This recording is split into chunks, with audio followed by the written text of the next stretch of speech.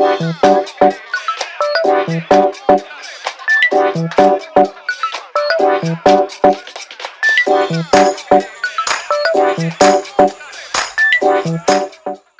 berjumpa kembali pada hari ini. Kita akan berbicara mengenai sabar terhadap proses. Dalam Markus 8 ayat 22-26 kita membaca bagaimana Yesus menyembuhkan seorang buta di Betsaida. Orang buta itu ketika minta disembuhkan, dia dibawa keluar dari kampung itu dan kemudian Yesus menjamah orang itu. Kemudian ia meludahi mata orang itu dan meletakkan tangannya atasnya. Orang ini tidak langsung sembuh total. Ada proses hingga akhirnya dia bisa melihat dengan jelas. Ada 3 hal yang bisa kita lihat dari perikop ini. Pertama, bahwa Yesus memegang tangan orang itu, menjamah, dan dia membawanya keluar kampung. Bisa jadi apa yang menyebabkan orang ini buta terhadap apa yang benar, apa yang baik, itu adalah lingkungan di sekitarnya. Kita lihat dalam perikop Matius 11 ayat 20 dikatakan Yesus mengutuki beberapa kota dan termasuk Betsaida.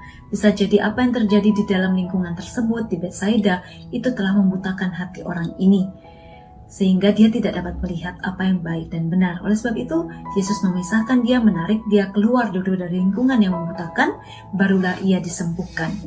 Dan kemudian kita lihat yang kedua, cara Yesus menyembuhkan itu unik sekali. Setelah memegang tangan orang ini dan membawanya keluar dari kampung, ia kemudian meludahi mata orang itu dan meletakkan tangan atasnya. Kita lihat bahwa pendekatan Yesus itu begitu personal dan pribadi.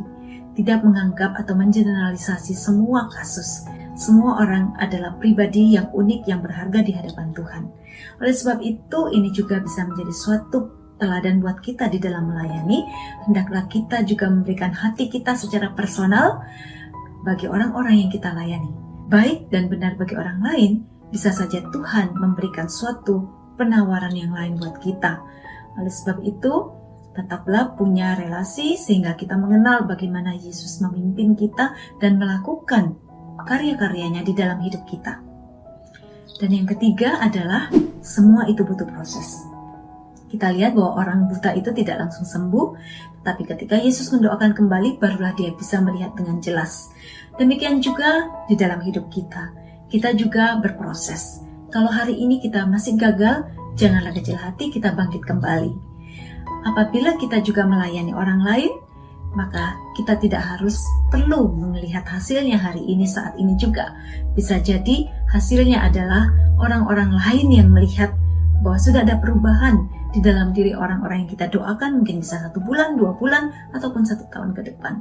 Kita tahu bahwa segala sesuatu butuh proses dan kita perlu sabar dengan proses yang terjadi di dalam hidup kita dan juga di dalam pelayanan kita.